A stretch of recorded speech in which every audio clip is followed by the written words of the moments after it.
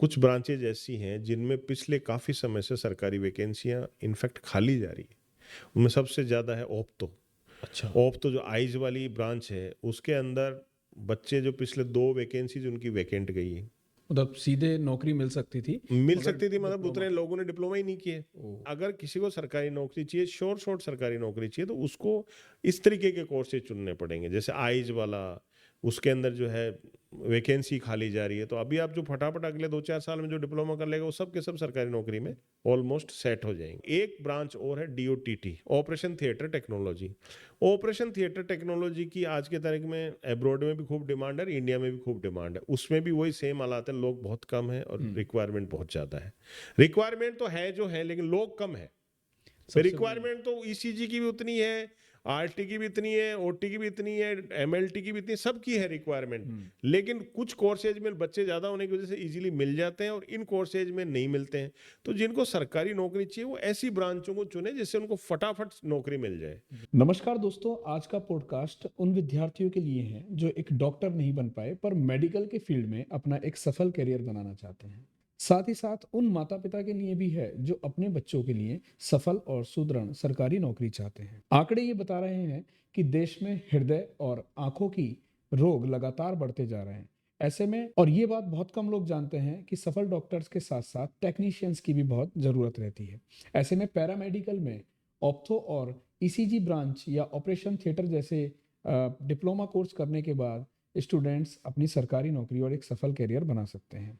तो आज का ये पॉडकास्ट में हमारे साथ जुड़ चुके हैं Shekhawati group of institution Sikar के चेयरमैन आदरणीय रंजीत सर, जो बताएंगे कि पैरामेडिकल में किन ब्रांच में स्टूडेंट्स मेहनत करके और 1 या 2 साल में ही मेडिकल फील्ड में सरकारी नौकरी पाकर एक सफल करियर बना सकता है। नमस्कार सर। नमस्कार आकाश जी। सर, 12th करने के बाद स्टूडेंट्स के सामने यूं तो काफ़ी सारे रास्ते होते हैं, पर अगर वो पैरामेडिकल कोर्स चुनता है तो उसमें कौन सी ब्रांच उसकी मुख्य भूमिका निभाती है और उसे किस किस तरीके के पैरामीटर्स रखने चाहिए? देखिए, 12th साइंस के बाद में बच्चे के सामने मेडिकल फील्ड में, इंजीनियरिंग फील्ड में जाने का मेजॉरिटी ऑप्शन होता है। जी। फिर मेडिकल और इंजीनियरिंग की डिवाइडेशन होता है, उनमें बहुत सारी ब्रांचेज होते हैं। तो आज हम मेडिकल के लाइन की बात कर रहे हैं। तो मेडिकल के क्षेत्र में सबसे पहले डॉक्टरी लाइन होती है, उसके बाद नर्सिंग लाइन होती है, उसके बाद पैरामेडिकल और फार्मेसी लाइन होती है। जी। अब आज इसमें अपन पैरामेडिकल लाइन पे चर्चा करेंगे। आज की तारीख में जितनी डिमांड डॉक्टर्स की है या नर्सेज की है, इसके equal parallel demand paramedical line की खड़ी हो गई है। हम्म। नर्सिंग और डॉक्टरी लाइन के कंपैरिजन में काफ़ी सस्ता कोर्स है ये। हम्म। इसमें 2 साल का ही कोर्स होता है, जिसकी 50,000 रुपये पर ईयर फीस है, तो लगभग 1 लाख रुपए फीस इसकी लगती है। 1 लाख रुपए खर्च करके व्यक्ति सरकारी नौकरी को बहुत आसानी से पा लेता है। साथ ही प्राइवेट क्षेत्र में भी वो अच्छी रोजगार की राह पकड़ लेता है। हम्म। 12वीं साइंस से करने के बाद बच्चा जब पैरामेडिकल लाइन में उतरता है, तो आजकल एक जनरल परसेप्शन ये बना था, पैरामेडिकल नर्सिंग की तरह कॉमन कोर्स तो है नहीं। हम्म। पैरामेडिकल में अलग अलग डिपार्टमेंट वाइज कोर्सेज होते हैं, जिसमें majorly DMLT, medical lab technician, DRT, radiotherapy technician, और फिर ओटी जो ऑपरेशन थिएटर टेक्नीशियन, और ऑप्टो ऑप्थो। टेक्नीशियन, और ईसीजी। ईसीजी टेक्नीशियन, मेजर ये ब्रांचेज हैं। तो एक जनरल परसेप्शन पब्लिक में बना हुआ है कि पैरामेडिकल का मतलब लैब टेक्नीशियन। हम्म। तो जो सबसे ज़्यादा लोग एडमिशन लेते हैं या सबसे ज़्यादा लोग जो भीड़ इसमें इकट्ठी हो रही है आज की तारीख में पैरामेडिकल क्षेत्र में, वो लैब टेक्नीशियन में हो रही है। हम्म। सेकंड नंबर पे लोग डीआरटी में भरते हैं, तो उसमें खूब लोग भीड़ का हिस्सा बन रहे हैं। अब ये भीड़ इकट्ठी इकट्ठी होते होते होते जब सरकारी वैकेंसी जाती हैं, तो इन दोनों फील्ड में भीड़ होने की वजह से बच्चों को सरकारी नौकरी पकड़ने में कंपटीशन का सामना करना पड़ता है। सबसे बड़ी बात क्योंकि ये है। क्या होता है कि देखिए, सरकारी नौकरी का सीधा सा कॉन्सेप्ट है कि बाजार में जितने लोग उपलब्ध हैं हम्म। और जितनी वैकेंसीज है उसके हिसाब से उनका सिलेक्शन होता है। बिल्कुल। तो इनमें जैसे एक चाहिए तो 10 आदमी बाजार में उपलब्ध हैं। हम्म। वहीं जो कुछ ब्रांचेज ऐसी हैं जिनमें पिछले काफ़ी समय से सरकारी वैकेंसियां इनफैक्ट खाली जा रही है, उनमें सबसे ज़्यादा है ओप्तो। अच्छा। ओप्तो जो आइज वाली ब्रांच है, उसके अंदर बच्चे जो पिछले 2 वैकेंसीज उनकी वैकेंट गई है। मतलब सीधे नौकरी मिल सकती थी मिल मगर सकती थी, मतलब डिप्लोमा। उतने लोगों ने डिप्लोमा ही नहीं किए। ओह। क्यों? कारण क्या होता है? वो आइज वाले को ये सोचते हैं पता नहीं आइज में क्या होगा क्या नहीं होगा, हम्म। जबकि आप खुद जानते हो कि आइज जो है वो आज की तारीख में हर आदमी जो है कितना स्क्रीन टाइम देता है, लैपटॉप हो गया, मोबाइल हो गया, टीवी हो गया, तो उसके आइज की समस्याएं धीरे धीरे बढ़ती जा रही बढ़ती है। जा रही है। और फ्लूज वगैरह भी बहुत होते हैं, ये होते हम्म। हैं, तो आइज टेक्नीशियन की बहुत ज़्यादा जरूरत पड़ती है। हर तीसरा आदमी तो आज की तारीख में चश्मा लगा के बिल्कुल। घूमता है। तो वैसे ही सरकारी नौकरी हो चाहे प्राइवेट नौकरी हो, आईएएस के टेक्नीशियंस की डिमांड बहुत हाई है। हम्म। उसके कंपैरिजन में ये संस्थान इसको कराने वाले बहुत कम है राजस्थान में।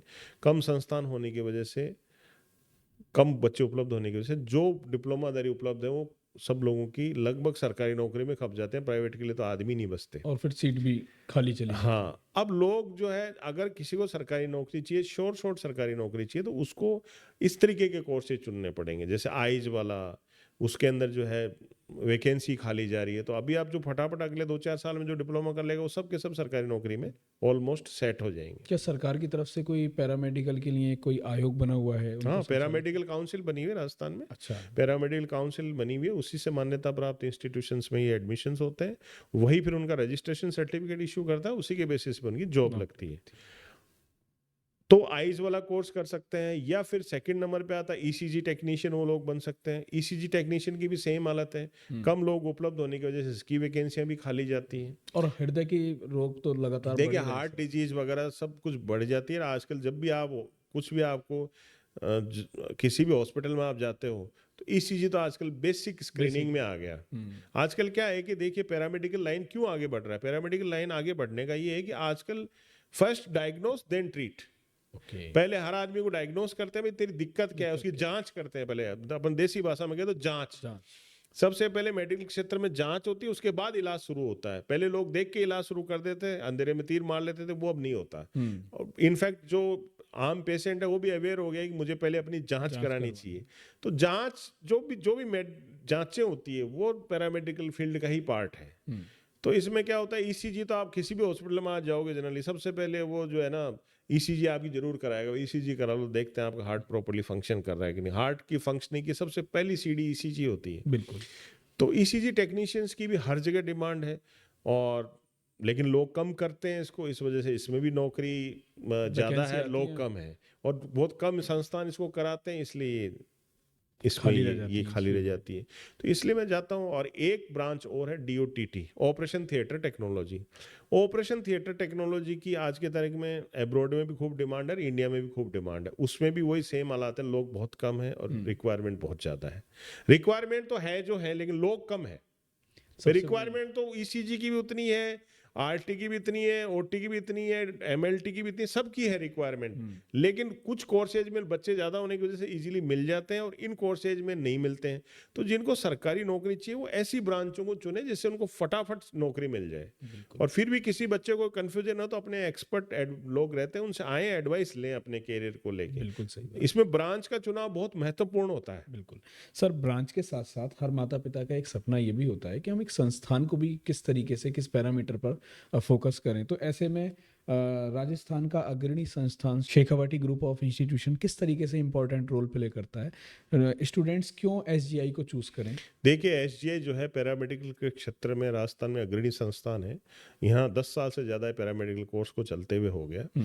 और पैरामेडिकल के क्षेत्र में आज सैकड़ों की संख्या में बच्चे, हमारे जो बच्चे सरकारी सेवाएं दे रहे हैं। अच्छा। हाँ, और राजस्थान के टॉप इंस्टीट्यूशंस में हमारा रिजल्ट रहता है, और 100 बेडेड स्वयं का हॉस्पिटल है। तो ये सब चीज़ें मिलके एक परफेक्ट पैरामेडिकल का आदमी हमारे यहाँ से निकलता है, तो वो पैरामेडिकल के क्षेत्र में अच्छी जॉब पा लेता है। बिल्कुल। यानी कि एक मॉडर्न लैब से सुसज्जित कॉलेज, एक्सपीरियंस्ड फैकल्टी, साथ ही साथ अपना 100 बेड्स का मल्टी स्पेशलिटी हॉस्पिटल जहां पर पैरामेडिकल स्टूडेंट सीखते हैं और अपना एक सफल करियर बनाते हैं। दोस्तों अगर इसके प्लेसमेंट रिकॉर्ड की अगर बात करी जाए तो लास्ट 2 इयर्स में लगातार पूरे के पूरे बैच गवर्नमेंट जॉब में सेलेक्ट हुए हैं और देश के कोने कोने में अपनी मेडिकल फील्ड में सेवाएं दे रहे हैं। अगर आप भी सफल करियर बनाना चाहते हैं और पैरामेडिकल कोर्स चुनना चाहते हैं तो Shekhawati group of institution Sikar को अपनी प्राथमिकता बना सकते हैं। अधिक जानकारी के लिए दोस्तों दिए गए नंबर पर संपर्क कर सकते हैं या फिर कॉलेज में विजिट कर सकते हैं। आशा करता हूं कि आज का पॉडकास्ट आप सभी लोगों के लिए काफ़ी हेल्पफुल रहा होगा। अगर ये वीडियो पॉडकास्ट आप लोगों को अच्छा लग रहा है तो जो ज़रूरतमंद लोग हैं जिनको इस पॉडकास्ट की ऐसे पॉडकास्ट की नीड है उन तक शेयर करें, लाइक करें, चैनल को सब्सक्राइब करें। फिर मुलाकात करेंगे ऐसे ही पॉडकास्ट में। तब तक के लिए अपना ध्यान रखें। Bye bye, take care, love you guys.